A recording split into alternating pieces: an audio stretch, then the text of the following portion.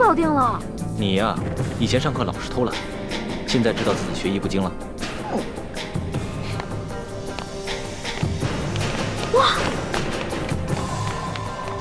哇，这么多银子啊！哇！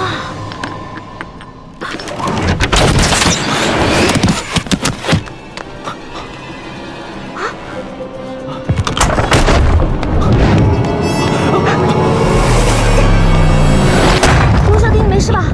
啊，我没事，幸亏你反应快，不然我现在只怕已……朱哥哥，对不起，刚刚都是我大意了。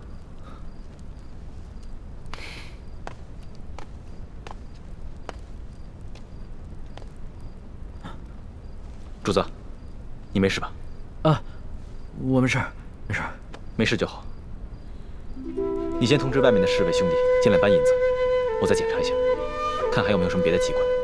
啊，注意安全。嗯。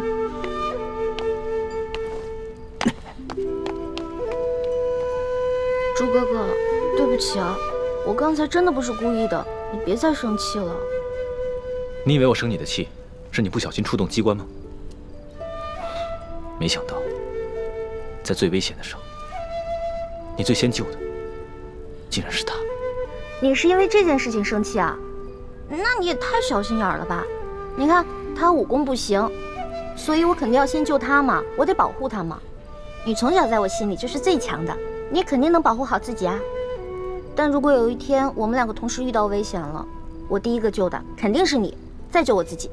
你呀，来，快点，快点，快点，能装多少是多少，快！多多益善，多多益善啊！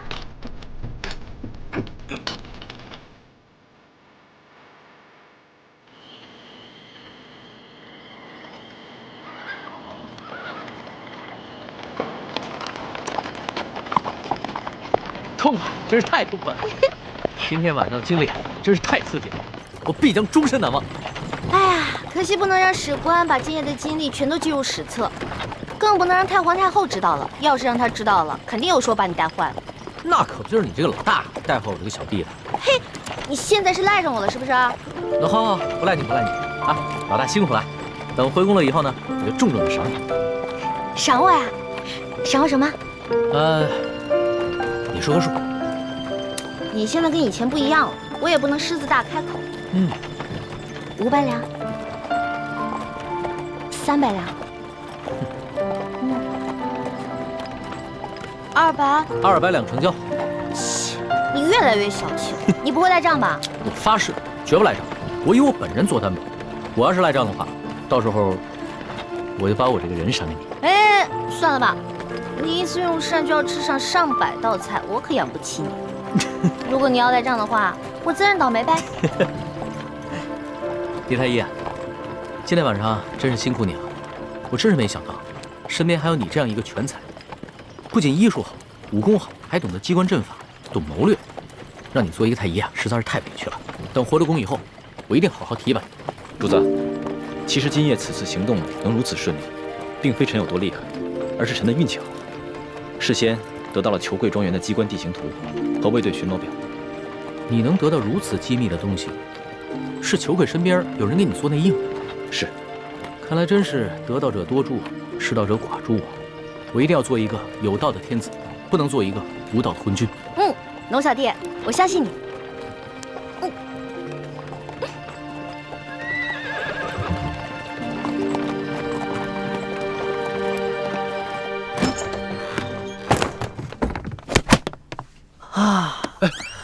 李公公得罪了。主子，你终于平安回来了。你要是再不回来，奴才也要吓死了。李德福，这件事情你得替我保密，不能告诉任何人，尤其是太皇太后，要不然我就砍了你的脑袋。只要主子能平安回来，这件事情奴才就当不知道。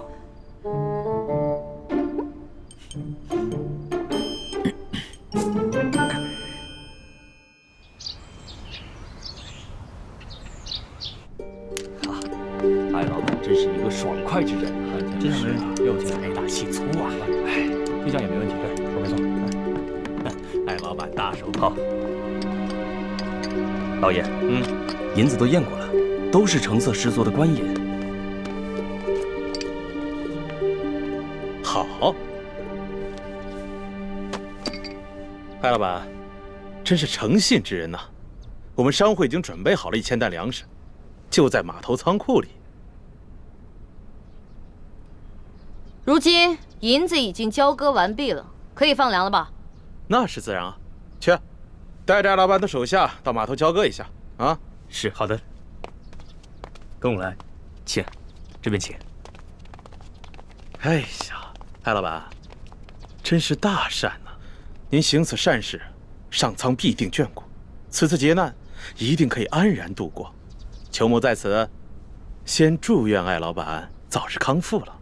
多谢裘老板吉言。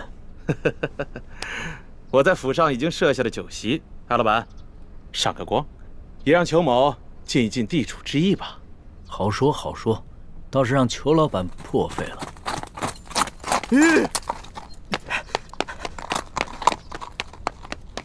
老爷，不好了，老爷，老爷，不好了，老爷！慌什么？说，庄园进了盗贼，银库里的银子少了整整3万两。这3万两？你说什么？再说一遍。昨夜，庄园进了贼，盗走了3万两银子。你废话你！啊！这么大的事，现在才来报？报了，今儿4更天就发现出了事儿。庄园管事马上派人给老爷还有巡抚大人报信儿，可等到5更天没见回音，庄园管事就派出了第2批、第3批人报信，可还是没有回音。庄园管事意识到事情不妙，便让小人骑马绕行了10几里前来报信，这才顺利进了城。哎呀，这怎么这么不小心呢？怎么回事啊？这是怎么会出现这样的事情啊？艾老板，我那几批送信的人，不会是让你的人给劫了吧？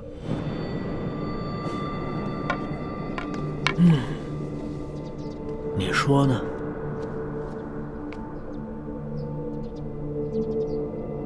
这么说，这批银子是从我庄子上劫的了？你说呢？你真是吃了雄心豹子胆了！去，把这件事报告给巡抚大人。是，来人，把他给我拿下，把他们抓。别嚎了，你外面那几条狗早就被我大哥解决掉了，嚎也没用了。你。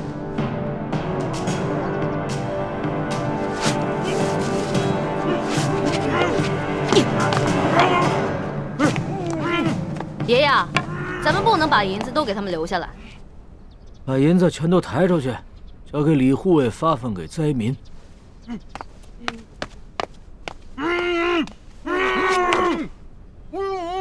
走吧，松儿。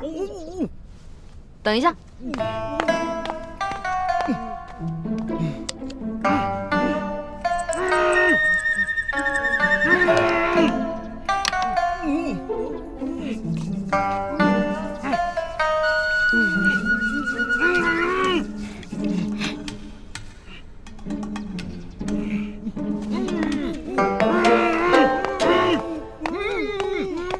爷爷，我想了想，应该在这几个禽兽不如的东西脸上留点墨宝，也相当于给刘德昭那个狗官下了战书了。意下如何？这倒挺有趣儿的。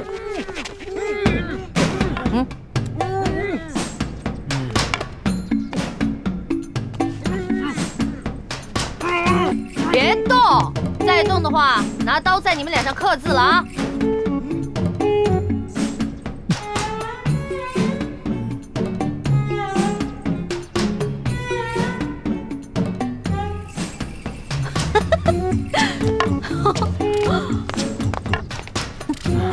这边再写一个字啊！都给我老老实实待着。好了。哎，不错不错，写完了。行了行了，别鬼叫了。知道我爷爷是谁吗？告诉你们，我爷爷的字那可是价值连城的，最好在你们脸上永远不要洗掉。给你们还有刘德昭敲个警钟，知道吗？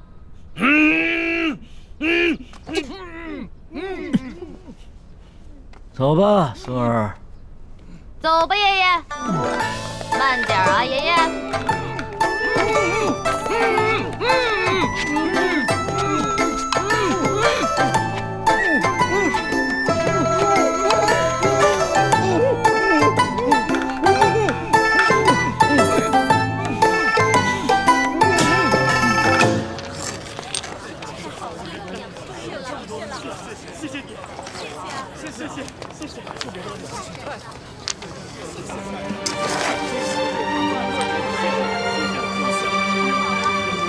好，谢谢啊，终于有吃的了。艾老爷，谢谢您。艾老爷，您可是活菩萨呀，是吧，乡亲们？各位不必谢我，其实我也是皇上指派下来赈灾的。你们手上拿的粮食和银两，全都是朝廷调拨的赈灾银和赈灾粮。接下来，朝廷还会有更多的赈灾计划，帮大家重建家园，度过灾年。谢谢皇上，谢谢大家，皇上万岁！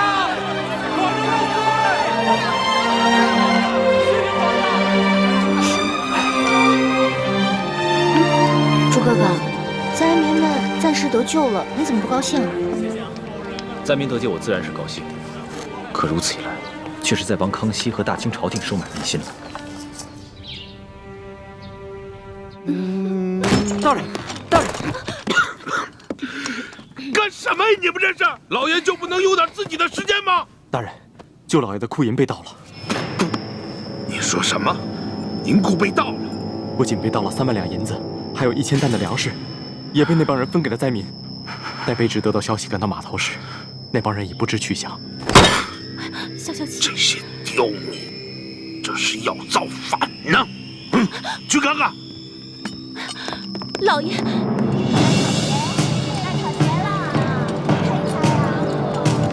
闪开！闪开！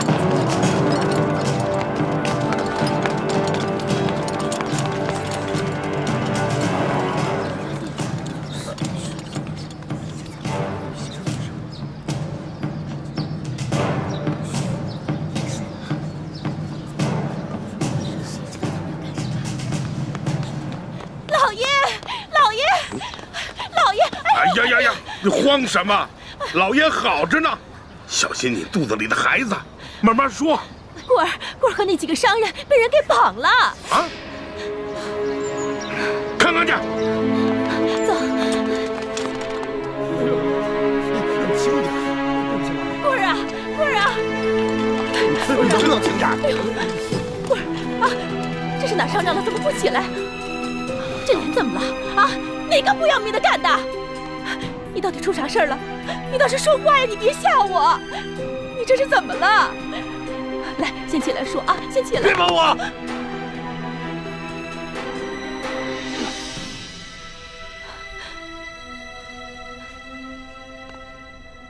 我说啊，怎么回事？谁干的？邢爱，以前没打过交道，京城来的客商。看见了吗？看见我的脸了吗？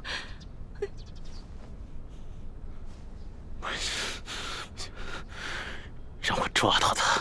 我扒了他的皮！刘德昭，这事儿你必须得给他做主。你看看他这脸都成这样，他怎么见人？他怎么活呀？你什么时候受过这样的委屈？什么时候被人这样欺负过？我跟你说，这事你要是不给他做主，我跟你说，以后你就甭想有这个没有。好了，成何体统啊！有事回家说去。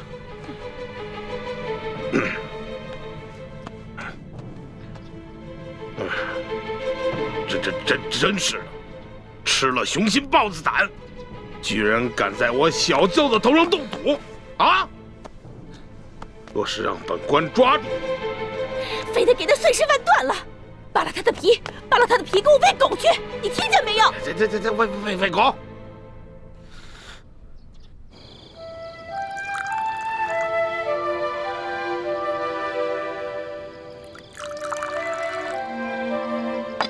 娄小弟，这杯酒我敬你，谢谢你为了老百姓，肯跟我们一起铤而走险。老大，这杯酒应该是我敬你和你大哥才对。要不是你们兄妹俩的话，我还不知道有多少大清的子民要惨遭刘德昭和这些贪官污吏的迫害。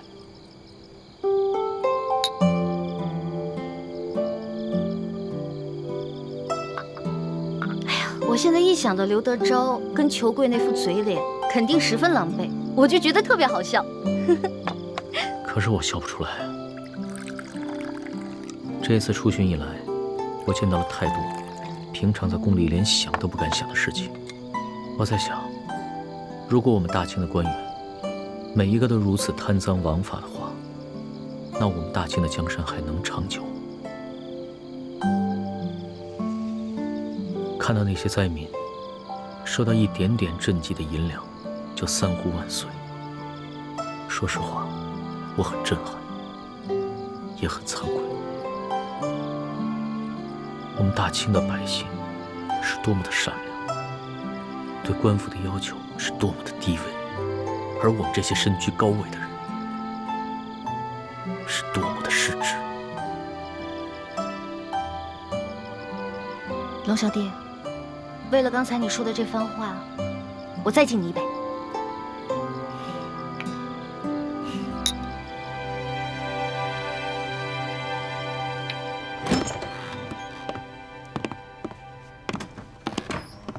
易欢呢？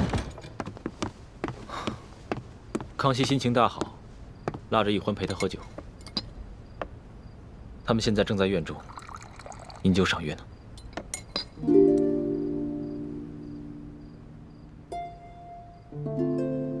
大师兄，小师妹跟我一样，都是为了光复大明的大业，你千万别介意。我知道，我会克制我自己的。太子，其实这次的行动我是一直不同意的，但是你却一意孤行。一来你们出生入死，倒是帮康熙收买了民心；二来，你在康熙面前暴露的太多了。虽然康熙表面上嘉奖于你，但是内心也难免不会对你和易欢起疑心啊。我明白，但是我别无选择。康熙身为大清的皇帝，为了灾民都可以去冒险一搏。如果我为了一己私利而畏首畏尾的话，那在欢妹的心里，她会怎么想我？易欢怎么想你和康熙，这并不重要。你所做的那么多，难道就是为了讨一个女人的欢心吗？你别忘了你的身份，你是大明最后一个太子。我没忘，我也不是为了讨易欢一个人的欢心。刘师傅，就如康熙为那些饿死的灾民落泪一样，那是他身为当今天子的良知。而我作为大明最后一个太子，如果连这点良知都没有的话，那我还有什么资格去跟康熙争这个天下？师父，大师兄说的对，正因为他是大明的太子，他才必须心怀天下呀。幼稚！这古往今来，有谁打天下靠的是妇人之仁？想要心怀天下，那我问你，你怀的是谁的天下？是爱新觉罗的天下，是大清的天下。你想要心怀天下，就必须要先打下天下，你才有这个资格。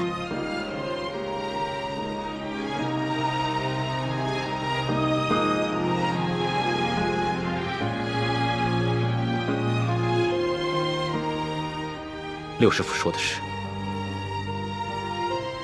徒儿受教。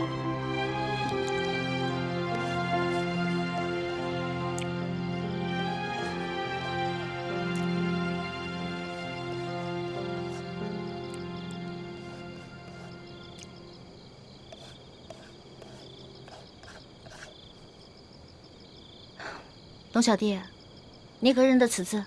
这不就是龙字吗？那你可知此字何意？老大，你是要考小弟的学识吗？那小弟可能会比老大你强上那么一点点。这龙字啊，本意是指能带来雨水的神物，在此呢，则既指春天的雷雨。耳者闻也，而与龙联合起来，表示耳朵听到春雷声。本意指这个年老耳背的农夫啊，平常无法与人交流，但在春分时节，他能听到春雷响声，便知道该下地播种了。后来慢慢变成现在的意思，指称别人耳背的毛病。龙小弟，若论这番学识，我自然是不如你。但是今天我想给你讲另外一层意思。你看这个龙字，是龙跟耳结成的，这个龙指天子，意思就是说，其实天子的耳朵只是个摆设，民间的疾苦是听不到的。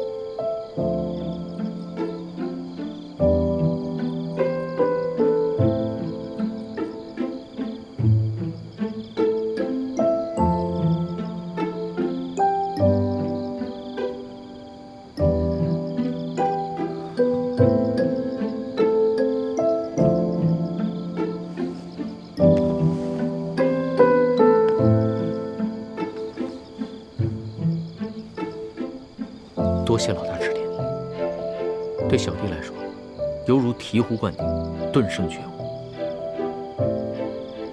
此次出巡以来，我这双耳朵总算是打开了。等我回了宫以后，再也不会让我这双耳朵变成白纱。龙小弟，一言为定。为了你这句话啊，我再敬你一杯。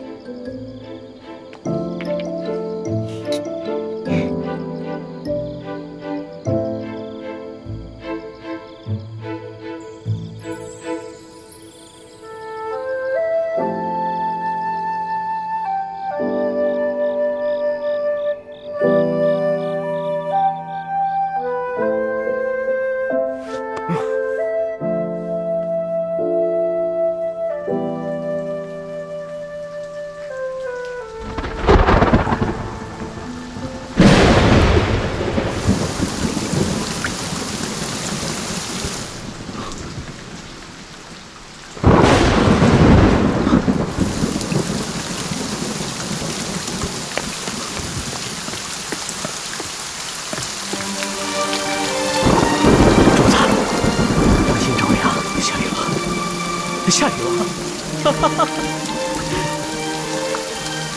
最近雨势还挺大。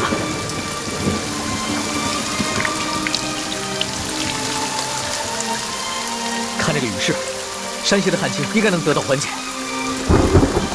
这都是主子您宅心仁厚，感动了上苍，所以上苍才降下甘霖，拯救万民呐。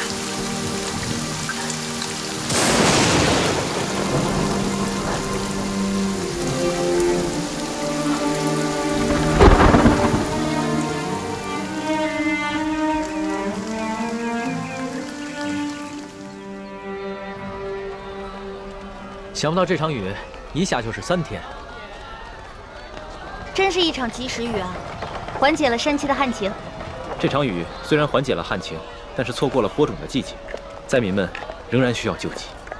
我知道，我会让朝廷继续赈灾，让灾民们平安度日，直到下一个收获季。龙小弟，看来你这双龙耳真的打开了，能听见民间疾苦了。主子，咱们还是少在外面走动吧。前些日子发生那么大动静，一定会惊动官府。索大人出去调兵，不知道什么时候才能回来。万一在这个时候发生什么意外的话，那可不得了。我想看一看刘德昭他们会如何行动。再说了，那日我们得易容，他们认不出来。就是嘛，你要对我的易容术充满信心。主子，你看现在街道上，这个灾民比以前少了很多，多半是他们领到了钱粮，又看到旱情得到了缓解，所以都回家去了。只是这些钱财还完全不够，有一些住得偏远的灾民，还有一些老弱妇孺，就完全没有得到救济。主子，像那样的行动，可一不可再，还是等索大人调兵回来，拿下刘德昭这个贪官，再安排可靠的官员，严格执行朝廷的赈灾计划，才是长远之计。说的有道理啊。识字啊！我跟你们说，听说前些天有人在码头上给灾民们分粮分银。哎，龙小弟，咱们都成了官府通缉的江洋大盗了。怎么会像是甜美呢？活菩萨呀！对呀，是呀，哪怕是活菩萨，现在都自身难保了。这劫了官粮官银，可都是杀头的罪啊！是啊，就咱们老百姓最可怜了。逆来顺受是个死人，这官逼民反还是个死啊！你说他们这些好人都被抓了，多好的事，太可怜分粮了。老百姓真没有活路了。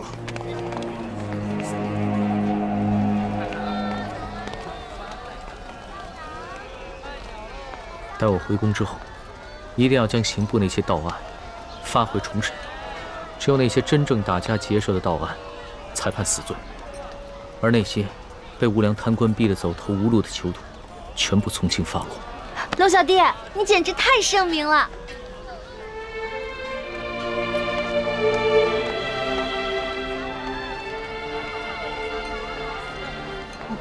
怎么了？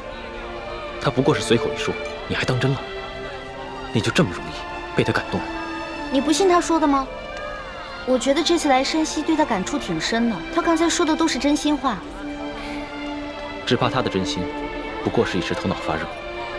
你别看他现在义愤填膺，对官逼民反的百姓充满了同情，但只要回到了紫禁城，他的心境和立场立马就不一样了。到那个时候，他最先考虑的是如何维护朝廷的权威和自己的龙椅，而不是百姓的疾苦。朱哥哥，你这么一说，我心里怎么那么失落跟害怕呀？环美，我知道你对康熙充满了幻想，但将来你就会慢慢明白，他绝对不可能是你想象中的那个样子。让开，让开！官爷，求你再仔细看看这画像，和老朽只是略有几分相似。闪开，闪开，闪开！这3个人看上去跟老实巴交的，哪有胆量去劫官粮官银啊？就是啊，看他那个小身板，个个瘦的跟皮包骨头似的，就算有那个贼胆，也没那个能耐呀。行，这3位活菩萨神龙见首不见尾，给灾民发放完钱粮之后就消失得无影无踪，肯定是有来历的高人啊！就这帮饭桶，只知道欺压老百姓，他们哪有本事去抓人呢？就是啊。还不是只能找几只替罪羊上去交差呀？可是这3个人只是跟通缉的要犯长得有点像，当官的无凭无据的，能随便判人死刑啊？要证据还不简单吗？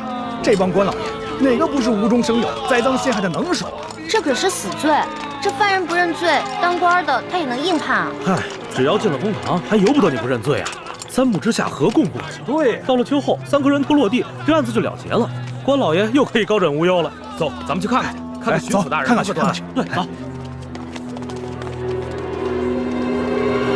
龙小弟，怎么办啊？他们不会真把无辜的百姓屈打成招吧？咱们也跟上看看去。也不知道要怎么审啊！来，咱们过去看看。走，快点！让开，让开！主子，现在怎么办？临出来之前，为了预防万一，我把那道圣旨带了，要不然以钦差的身份进去问一下。不急，咱们先看看这个刘德昭怎么办这个葫芦案。这也不让我们进呐！走。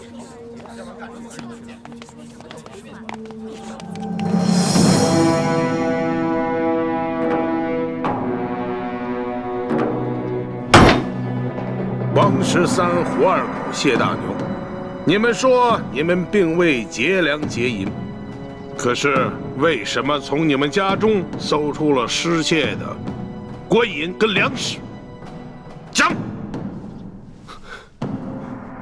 大人呐，小老儿实属冤枉啊！那些粮食和官银，不是官府赈灾分给咱们灾民的吗？那爷在码头娶了好些个灾民，每人都分到了1斗粮食和1锭银子啊！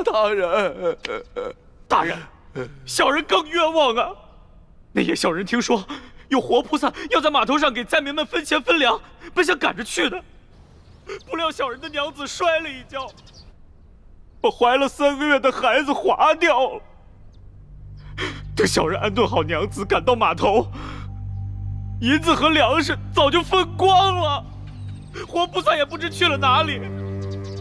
小人的家中穷的只剩下4面墙了，也不知差爷们怎会在家中送出这些粮食和一锭银子来。大人，大人，小人冤枉的。小人那日夜里在家照顾病重的老娘，赶去码头也去得晚了，什么都没分到。哦，今早有人拿着画像在小人家门口望了几眼，问了小人几句话，随后那人便送了小人1袋粮食和1锭银子。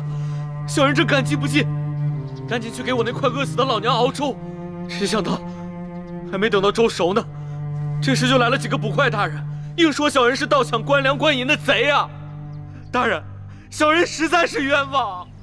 我算看出来了，他们是拿着画像对比，看谁长得像就抓起来栽赃。小人冤枉，大人！大人要明察！大人明察！大胆的刁民，你们竟敢诬陷本府的公差！来啊，传证人！带证人！这架势我看着都害怕，何况寻常老百姓呢？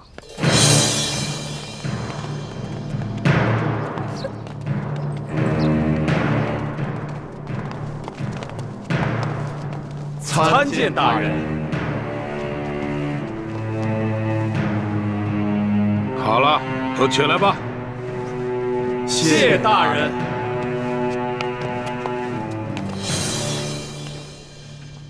主子，他们脸上那些墨汁啊，是我之前加过药的。要是想洗掉的话，除非搓掉一层脸皮，不然的话1个月都别想洗掉。这些梁上丝毫没有吸取教训，脸上的字还在，却又在陷害无辜百姓了。他们竟然如此不知悔改，将来我便命人将这些字刺在他们脸上，除非他们撕掉脸皮，要不然一辈子都洗不掉。真的？那就太痛快了，这就叫做恶人自有恶人磨。你什么意思啊？我也是恶人。我不是那个意思，我的意思是说，古往今来哪个皇帝不杀人啊？一句话不就血流成河吗？难道不是最大的恶人？环美，就算主子说了，在宫外可以畅所欲言，但你也不能不知轻重，胡乱说话。我知道了。龙小弟嘛，宰相肚里能撑船啊，更何况你是皇上，所以你肚里可以撑100只、1000只，可以撑上万只啊，所以你肯定不会跟小女子计较的，对不对？哎，行了，别说那么吵，我都听不清公堂上的动静了。哦，你们几个证人，认一认前面这3个，他们可是那日打劫你们的匪徒。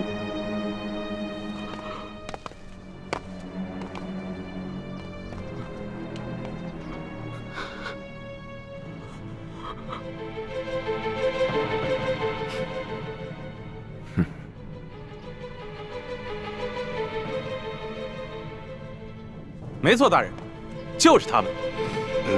好，你们先下去吧。是。大人冤枉！大人冤枉！大人冤枉！大人冤枉！大人！王13，5个人都指认你们，你们还有何话要讲？大老爷，老朽冤枉啊！冤枉啊！冤枉啊！大人，冤枉啊！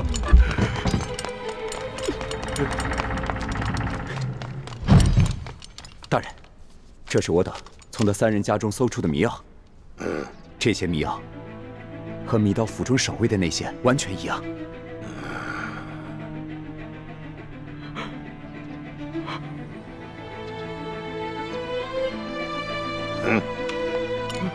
大人，大人，小人跟老娘直肠挨饿，早都不想活了，就连买包老鼠药的钱都没有，哪里来的钱买迷药啊？大人，冤枉啊！大人，大人，小人和娘子也饿了好些天了，家中若有迷药，早就不管这么多，先吃下去了，哪里还能留到官员们来搜啊？大人，冤枉啊！大人，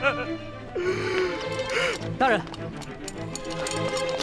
大人，卑职刚刚在高级药铺调查到，王13前些日子曾去药铺买过药材，这些药材正好可以配出强效迷药。这是高级药铺掌柜高老师的书证，大人请过目。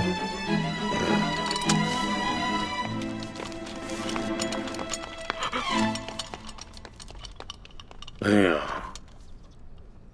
谢大牛、胡二狗，你二人没钱买迷药，那这药一定是王13配好后送给你二人的，对吧？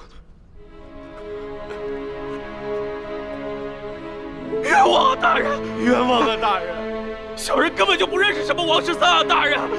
是啊，小人到现在都不知道您说的王13是谁啊，大人！冤枉啊，大人！大人，冤枉啊，大人！老爷，小老儿前些时日确实到高级药铺买过药，只是想配一些迷药药兔子，怎敢拿这些药去药人呢？大老爷，更不曾把这些药分给2个不认识的人呢，大老爷。真没想到，他们连相关的伪证都做好了，看这手法，简直是轻车熟路。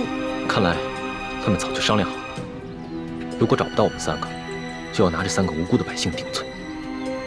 你们这些个刁民啊，人证物证俱在，还敢抵赖？冤枉啊，大人！冤枉！还不赶紧给我速速的招来！你们是如何勾结江洋大盗，盗取府库官银的？大人，小民冤枉啊！明察呀，大人！一群刁民，刁民！事到如今还敢喊冤？好，来人呐，每人重打30大板！看你们还敢嘴硬！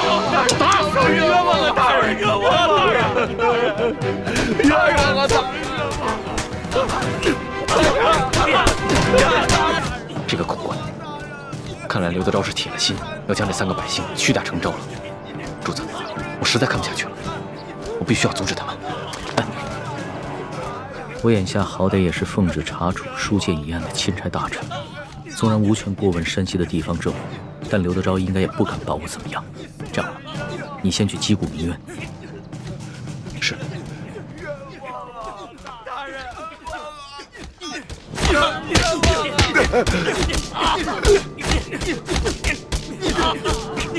大人，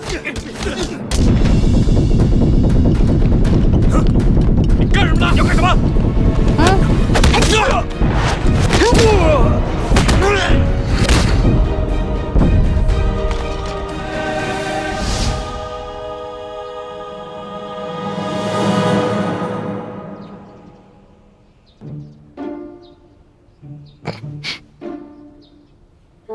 龙小弟，武功长进了吗？那是，跟了老大这么久，总得学点本事不是？干什么？你们干什么？我们家大人奉旨前来山西查案，还不赶紧让你们巡抚大人出来迎接？你们真是钦差大人？圣旨在此，还有假吗？哇，一道圣旨这么威风啊！老大，这个代表着至高无上的皇权。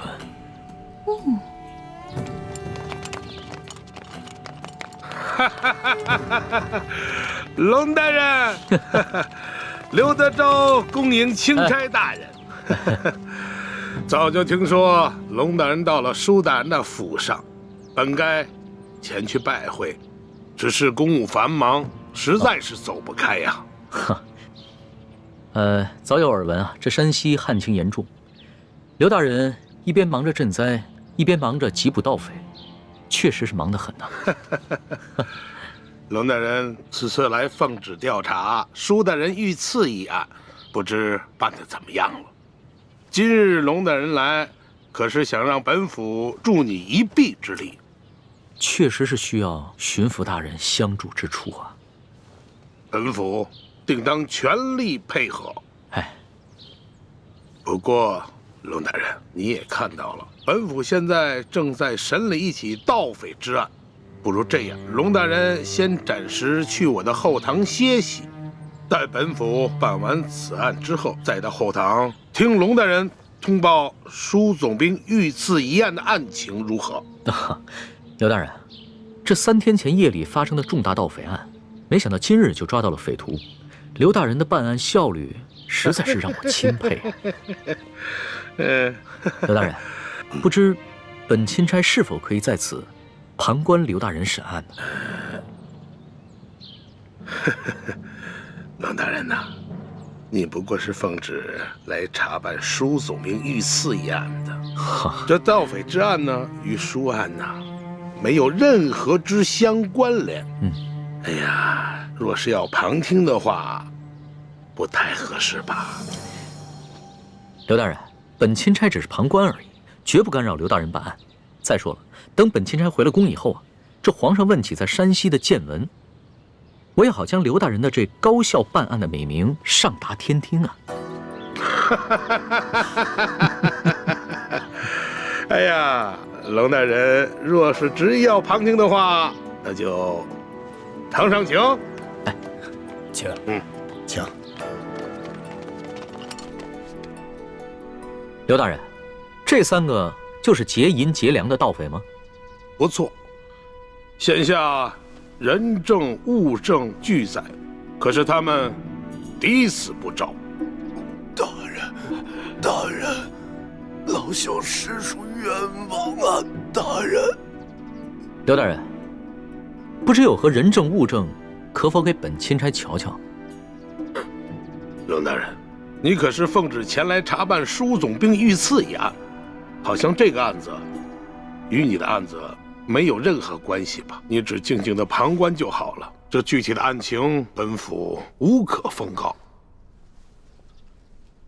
王13、谢大牛、胡二狗，你们现在可愿招了？冤枉啊！大人，冤枉啊！小民冤枉啊！好一帮刁民，看来不动大刑，尔等是不会招供的。来呀！大刑伺候！大人饶命啊！大人，冤枉啊！大人，冤枉啊！冤枉啊！大人，饶命啊！如今人证物证俱在，你们是抵不了赖的，还是老老实实的招认了吧，免得再受这皮肉之苦。大人，老朽自打进了这个公堂，我就知道我不可能活着出去了。老朽经不起如此大刑，老朽冤招啊！大人，胡二狗、谢大牛，你们呢？小人冤枉啊！大人。王13，你就先招吧。大人，我招。大人，老朽我实在是不知道该招些什么呀。好，你们3个人那是办不了翻墙入室、劫官银官粮的大事，你们必然还有其他的同伙，而那些同伙也必定不是普通人。那些人应该是盘踞在牛角寨上的潜明余孽，才会如此的胆大包天，是不是啊？大人，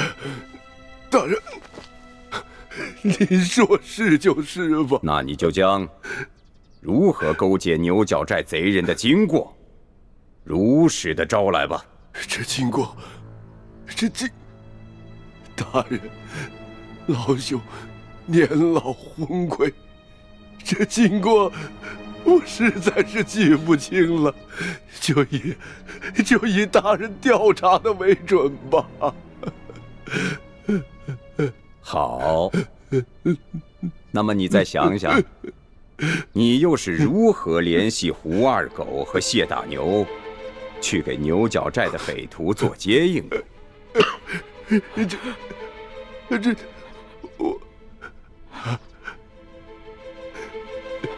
这位老伯，你我素不相识，你要认罪是你的事，可不能胡乱拍咬我们呢。前日我家娘子刚刚流产，还等着我回去照顾她呢。这位老伯伯，我家里还有瞎了眼的老娘等我回去照顾，这盗抢官粮官银，可是死罪啊！大人，老朽无儿无女无家产，我死不足惜。可是我与这2位小兄弟素不相识，你要让我胡乱执政，小老儿我心里实在是不安呐。看样子你还是没想明白呀。来人呐，在，让他清醒清醒。大人，老朽愿照啊。大人，这案情经过，您比老朽更清楚，就请你们代老朽写下供词，让老朽画押便是啊。这就对了。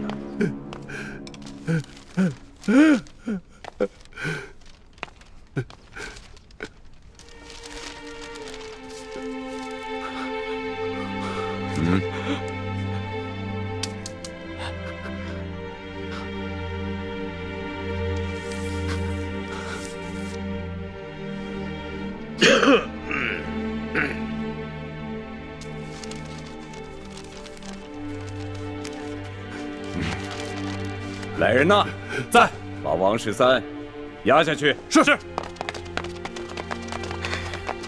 大老爷，走，你们关闭民反呐！胡二狗、谢大牛、王13都已经招了，你们还要顽抗吗？罢了，胳膊拧不过大腿，被砍头也比这么活着受折磨的好，反正都是个死。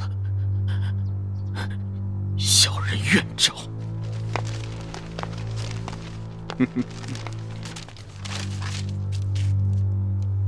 有劳大人状告小人娘子，小人不能陪他白头到老了，让他自行改嫁吧。你就放心吧。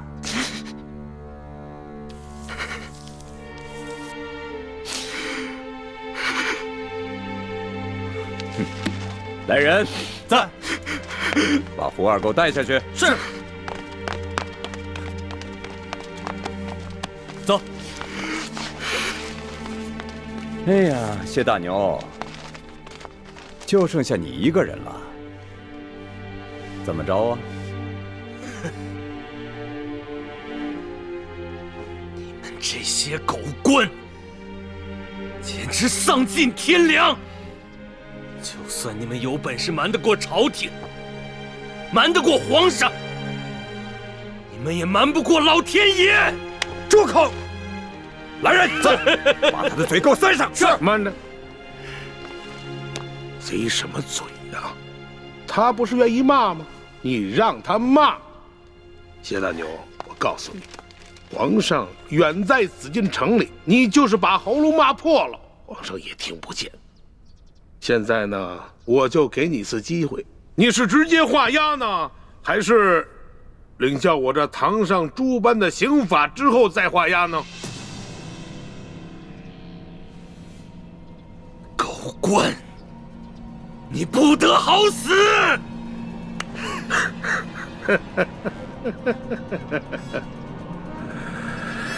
动刑！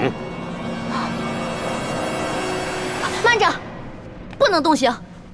刘大人，想不到如此一起惊天大案，你们居然是如此办理的，真是让本钦差大开眼界。龙大人，有些事情你是不知道的。此地民风向来是彪悍奸诈，这几个人装出一副可怜的模样，不过是想博取龙南的同情罢了。尤其是这个谢大牛，他爹曾是牛角寨上前明余孽中的一员，前2年刚被判了腰斩，而且那起案子就是谢大牛他娘亲自出手的。可是我实在没有想到啊，如今他谢大牛长大了，仍然与这牛角寨暗中勾结。当初我娘出手，得我爹被腰斩，我一直以为我娘做的对，我爹就是个大逆不道的糊涂虫，他该死。可我如今才明白，是我娘错了，是我娘错了。这大清的天，简直比锅底还要黑呀！这百姓就该反！住口！住口！龙大人，你听见了吧？你看见了吧？此人果然是前明的余孽呀！他勾结山匪，打劫官府的库银。即便是他不招供，就冲他刚才那番说辞，本官也可以判他个斩立决！斩立决！刘大人，若不是你们软硬兼施，诱供逼供，这谢大牛又何至于恶言诅咒朝廷？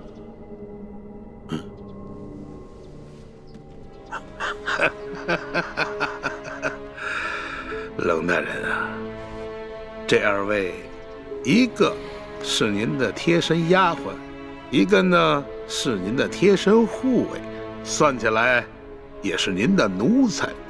可是你今天看看，他们两个竟然敢在公堂之上对本府出言不逊。龙大人，你平时对你的手下是不是未免太放纵了一些啊？刘大人，这公堂之上虽应分尊卑，但更应该论国法。你这个审案的手段，的确让人无法苟同啊！哼，龙大人，这说起来，你虽然乃是一个奉旨办案的钦差，不过是官拜五品，比起我这二品的大员来说，似乎是还低了这么几级吧。而且这圣旨上写的是明明白白，你龙大人是来办理舒总兵遇刺一案的。龙大人啊，你这干涉我地方的刑案，恐怕是不合体力吧？刘大人，下官的官职是比你低，可是你就不怕下官回了京城以后，向皇上交旨之时弹劾你吗？龙大人，皇上虽然年少，但他却是圣明的天子，我想他不会听你一面之词的。龙大人啊，你这一路辛苦了，我看还是到后堂先歇息吧。待本府审完这起案子之后，再同你好好交流交流同僚之谊吧。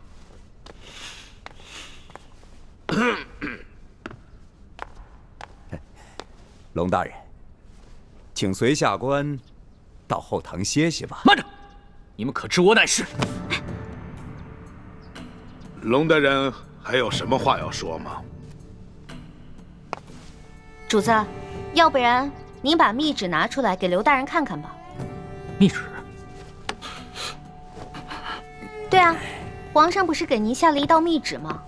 让您调查舒总兵一案之时，顺便督查一下山西赈灾情况以及地方官员官风吗？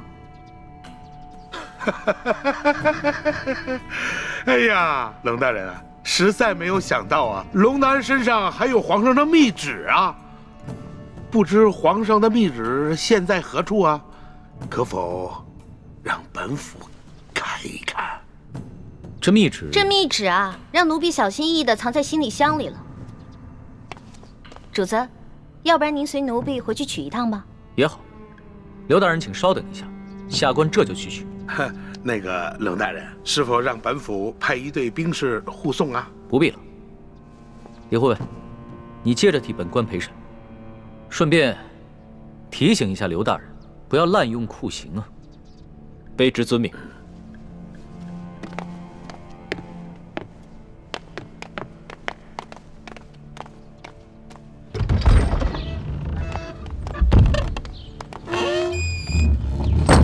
老大，现在怎么办？如果咱们拿不出密旨的话，刘德昭一定会说我们假传圣旨，到时候必定跟我们翻脸，那3个人就死定了。尤其是那个谢大牛，不死也得残废啊！哎，事到如今，只能造一封假的密旨喽。伪造密旨？这个刘德昭身为山西巡抚，又加兵部侍郎衔，乃2品大员。即使他不知道你长什么样，你的字他总归认识吧？老大，你疯了吧？这是我首次微服私访，毫无经验。我没有带上玉玺，也没有带上书写圣旨的龙文黄卷啊！万事都有变通的嘛，龙小弟。这个密旨肯定不能正式的写在龙纹黄绢上啊。我们把宫里御用的花笺，加上你的御笔亲书，还有玉玺印件拿出来给他看，肯定能唬住他了。不是，可问题就在于没有玉玺啊。我可以帮你搞定啊，我照着你圣旨上的玺印刻一个不就得了？你还会刻章啊？那当然了，老大我18般武艺样样精通，医药赌蛊、机关杂耍、金石篆刻都不在话下。走吧。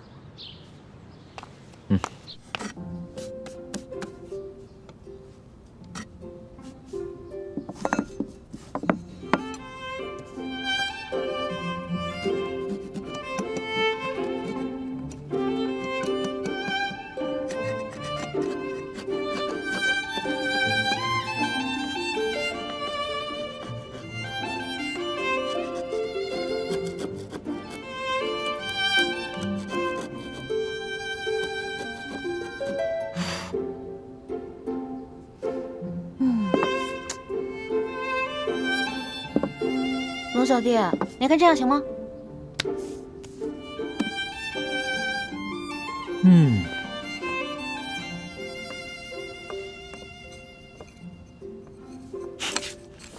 老大，你这个篆刻的功夫果然和你的武功一样，不能深究啊。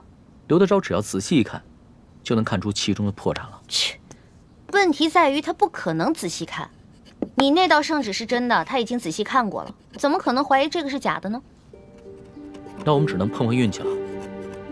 刘德昭只要一看到这个密旨上的内容全部都戳中了他的软肋，必定就会心下大乱，不会仔细查看最后的印件了。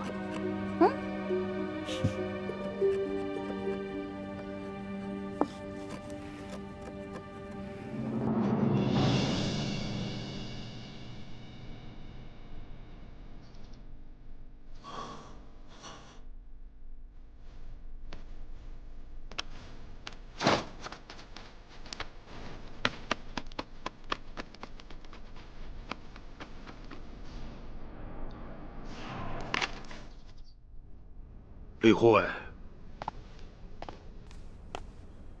不知你家大人和令妹何时会回来呀？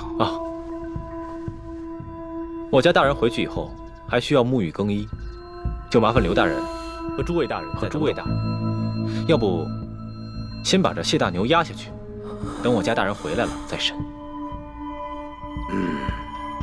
来啊，在，将这谢大牛先押下去。是。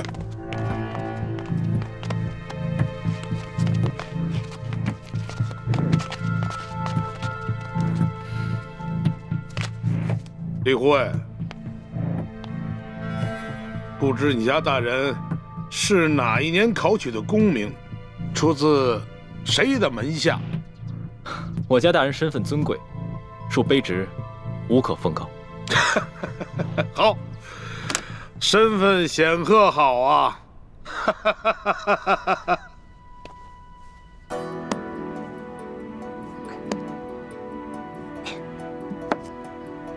哇，大功告成！龙小弟，怎么奖赏我啊？奖赏？伪造官印已是杀头的大罪，这伪造玉玺是要诛九族的。龙小弟，什么意思啊？过河拆桥？我可是奉旨造假。我跟你开玩笑的。论到杀头的大罪这几天我龙三犯的可不比你少。只不过老大，我真的很好奇，你到底是从什么地方来的？为什么会有这么多特殊的技能？我就是一个江湖混混啊，江湖小混混，自然要学得多一点，不然怎么混得开啊？对吧？相比于刘德昭你更是让我大开眼界。亏你技艺不精，这个玉玺呢，你伪造的不能到以假乱真的地步，要不然的话，那可真就天下大乱了。龙小弟，我是不是做了什么忌讳的事儿啊？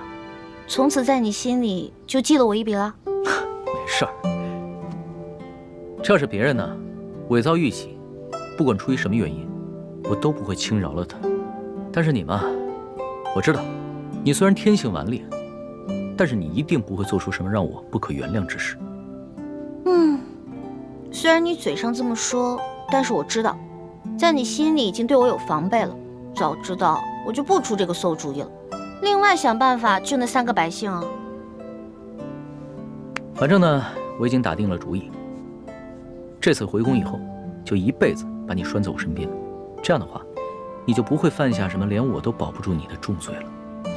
我才不要在那个像金笼子一样的紫禁城里坐牢呢。君无戏言，记住我刚才说的话。可是你现在已经不是皇上啦，你是我的龙小弟啊。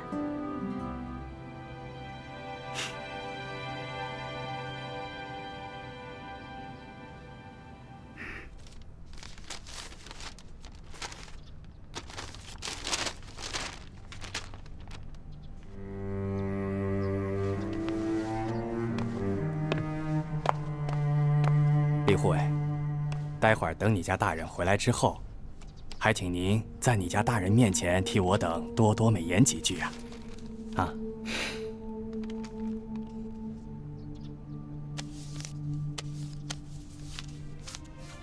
好说，好说。多谢。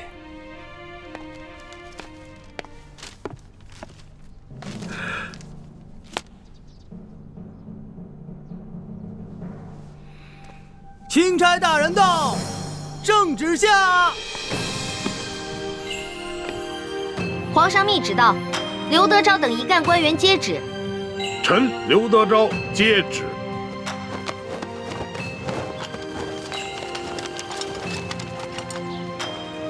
奉天承运，皇帝诏曰：着龙3为钦差大臣，在查办舒总兵遇刺案之时，监督查访山西赈灾之详情，以及地方官员之官风政绩，如实禀报，不得有误。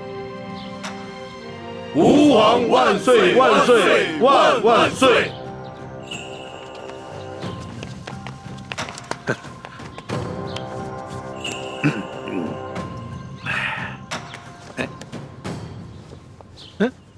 你，刘大人，这皇上的密旨可都听到了。这临出宫前啊，皇上再三叮嘱，一定要详查山西的赈灾详情，以及地方官员的官风政绩。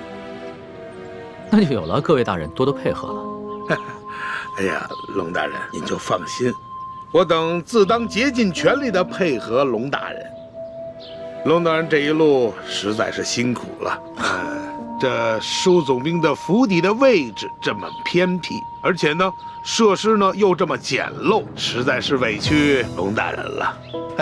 龙大人是这样啊，如果龙大人您不嫌弃的话啊，毕府呢有一个小小的别院，而且环境十分之优雅，出行呢十分之便利。大人可否考虑移驾到小院暂住啊？多谢刘大人的美意。只不过啊，这皇上下旨让下官巡查当地的官风，你我不适合走得太近，只怕别人容易多说闲话，对你我都不利啊。哎呀，龙大人，你看你啊，自京城远道而来，那是翻山越岭啊，太辛苦龙大人了。你看啊，你既然到了这里，那怎么着也得让我们这些地方的同僚尽一尽地主之谊吧。主子，咱们这几天在舒府，天天粗茶淡饭，嘴里都淡出鸟来了，不如就看看这刘大人有什么好东西招待我们。鸟的，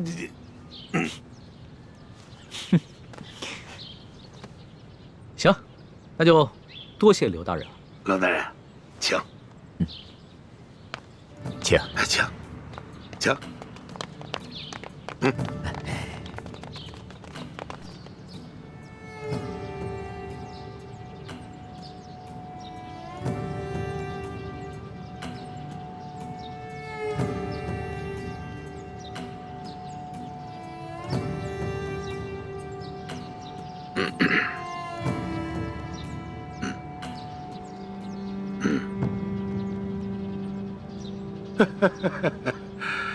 哎呀，龙大人啊，能够来此与我们这帮地方同僚小叙，实乃是我等荣幸之至啊！啊，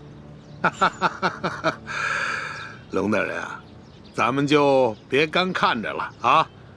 这些呢，都是毕府的小厨做的一些家常小菜，不知可否合龙大人的胃口？来，龙大人尝尝。尝一尝。刘大人，哎，你这一桌佳肴，不见寻常的鸡鸭鱼肉，全是些难得的山珍海味。刘大人啊，你这家常小菜可比皇上御膳的规格还要高啊！龙大人说笑了啊，这是夸奖我啊。是这样，有菜不能没酒啊。来，龙大人，尝一尝，这可是啊，来，自西域而来的葡萄酒，冰镇之后口感更佳。来，尝一尝。来，二位你们也随意。外面赤日炎炎，焦土千里，没想到刘大人府上还有这冰镇的葡萄美酒啊！不怕龙大人笑话，本府呢体胖怕热，故而呢在这家中多挖了几口冰窖，每到隆冬之时呢，就会大量的取些冰块，以度炎夏。刘大人，会享福。此次山西等省大旱，这皇上啊，在紫禁城里是食不下咽，寝不安枕，麻衣素食1个月之久，还赐龙血抄佛经，这才求得一场甘霖。看来这做天子的，真是不如这做臣子的逍遥自在啊。哎呀，龙大人，此话严重了啊！来，哎，吃菜，来吃菜啊！大人请。刘大人，不必忙活了。你这一盘盘的佳肴，在本钦差的眼中，就是民脂民膏；一杯杯美酒，就是黎民血泪。恕本钦差难以下咽。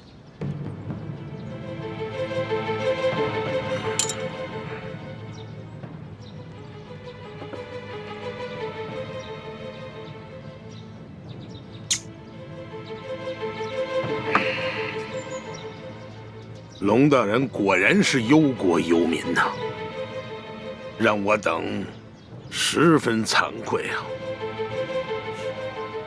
你有什么话，不妨直说，我等洗耳恭听。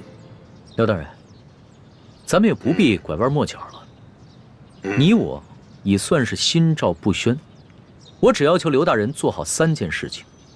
不知哪3件？第一，放了王13等人，还有那日你在你小舅子园外抓捕的那些灾民，全部无罪释放，并加以赔偿。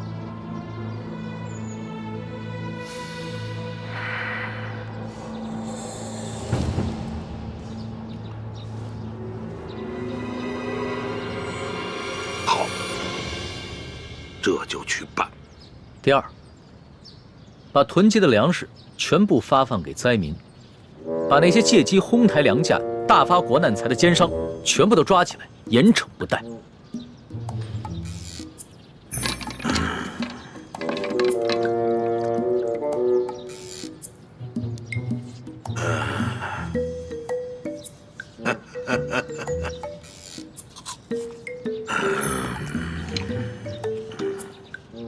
好，这就去办。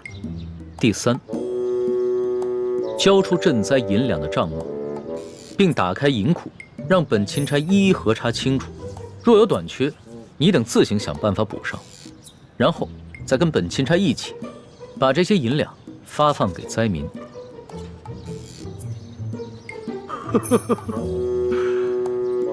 二位没觉得这个天儿格外的闷热吗？是啊，热得很。好啊，我这就调集人马，即刻就办。刘大人啊，你可不要敷衍本钦差啊！你们应该都清楚，眼下能否办好这3件事情，不仅关系到数十万灾民的生死，更关系到你等一干地方官员的前途和性命。本府明白。行，那本钦差就告辞了。宋大人，不必了。诸位大人，留在这儿，继续享用这些美酒佳肴吧，别浪费了。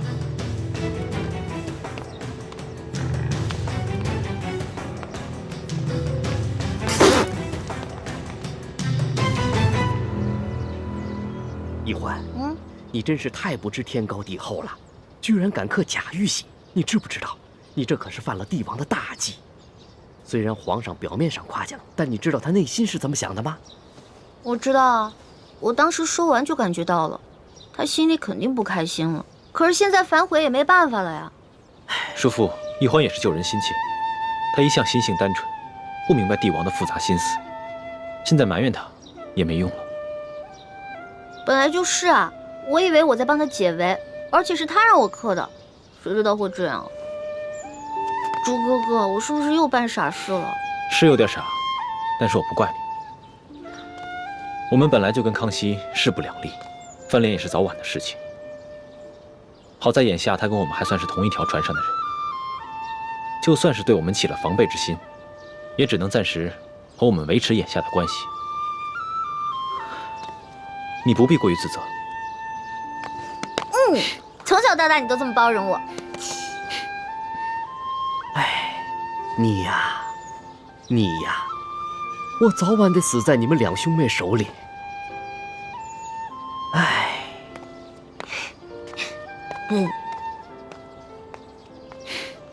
死在你手里。你呀。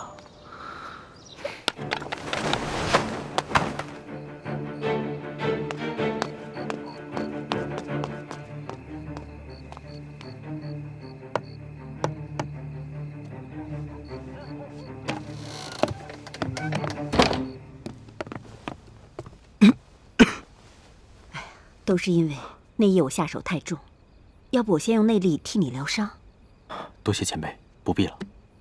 刘德昭一直怀疑他身边有了奸细，只是还没怀疑到我身上，所以我不能耽搁太久。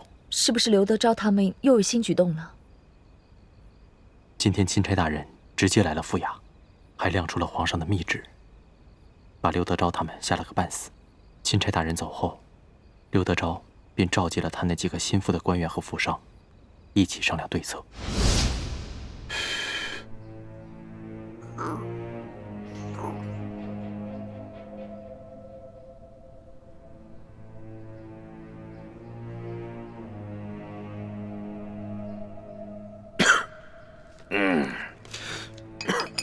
小官啊，你们几个脸上那个字儿还没洗干净啊？甭提了，也不知道那个姓艾的在墨汁里放了什么东西，我们搓了几天都搓不下去。是啊，混蛋！等我抓到了他，我非扒了他的皮。哼，坐着聊啊！都是我这些手下太饭桶。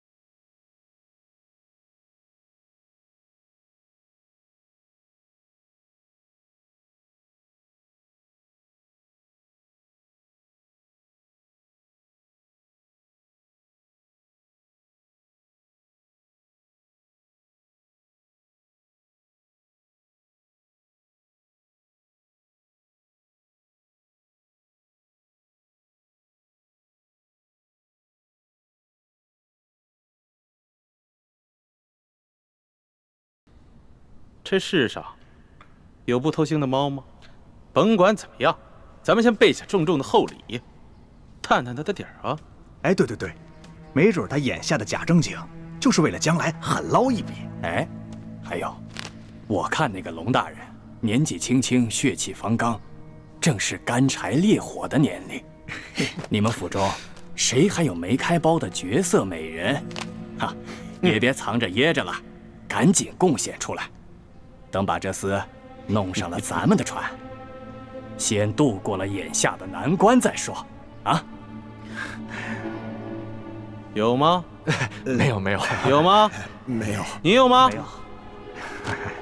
我有。我府上啊，还真有这么一位美人，不但人长得美，性子温婉，而且弹得一手好琵琶。哎，姐夫，我原本可是要孝敬你的呀。你小子，哎呀，任这美人如何的貌美天仙，我现在已经没有这种心情了。也罢，让这个美人去试一试龙三。哎，秋贵啊，记好了啊，一定要查清楚这个女子的身份，不要再给我添乱子了。你放心吧，姐夫，她呀是一个孤女，我发现的时候都快饿死了，是我收留了她。锦衣玉食养着她，现在对我是感恩戴德，让她陪陪钦差大人，不为过吧？哎，不为过，就是。我想，二位一定也猜得出来，他们所说的这个绝色美人是谁吧？该不会就是婉欣妹妹吧？正是。婉妹知道裘贵要把她送给刘德昭，她以为只要进了刘府见着我们便有机会私奔，所以这几日她在裘府不哭不闹，还假意奉承裘贵。我本想等我伤好了把她救出来，可没想到这帮禽兽居然想让她去侍候钦差大人。裘贵这个禽兽，早晚有一天我要亲手宰了他。刘德昭等人若是把舒婉欣献给钦差大人，那他私自出逃，让人冒名顶替进宫之事就会暴露。所以我才急着来找你们报信儿，跟你们商量对策，但一直没找到机会，直到现在我才能偷偷溜出来。孟大哥，你还是来晚了。